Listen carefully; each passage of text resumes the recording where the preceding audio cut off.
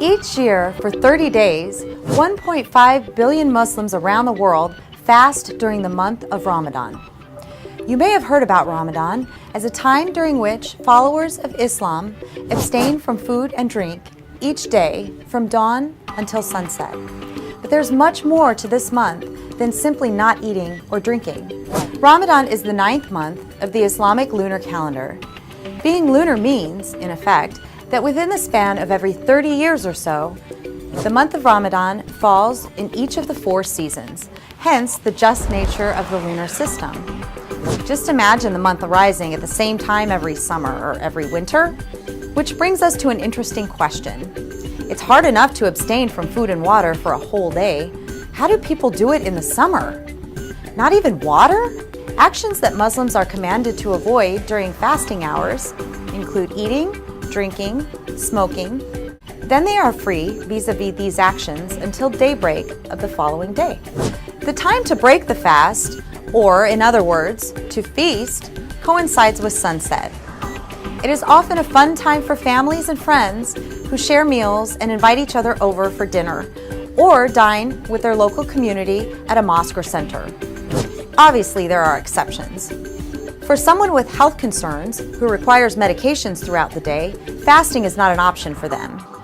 In general, where fasting compromises an ill person's pace of treatment or prognosis, they are ordered to refrain.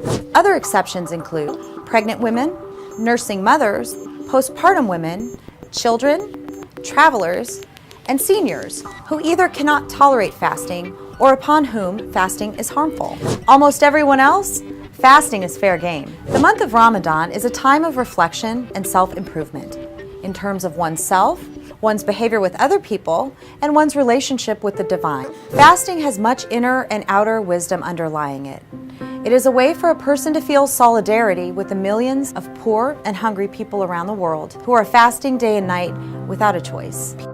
People usually take food and water for granted and rarely ever feel real hunger, and so don't think about those who are suffering. Fasting is a means for one to share a little bit in the pain that millions of others go through every day, and to feel more motivated to give to charity to help those who are in need and society's more susceptible ones. Fasting means abandoning, and this abandoning entails physical actions such as eating, drinking, and abstract actions such as abandoning one's ego and becoming totally selfless and annihilated in the divine.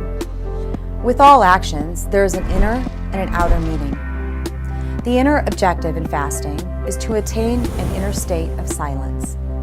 This is acquired by slowly, surely taming one's animal dimension, thus becoming closer and closer to the essence of what we are. Don't be sidetracked by the negative images you encounter in the media. Why not experience it for yourself and visit your local Islamic center and take part in the Ramadan experience? See how it goes. Get to know yourself better.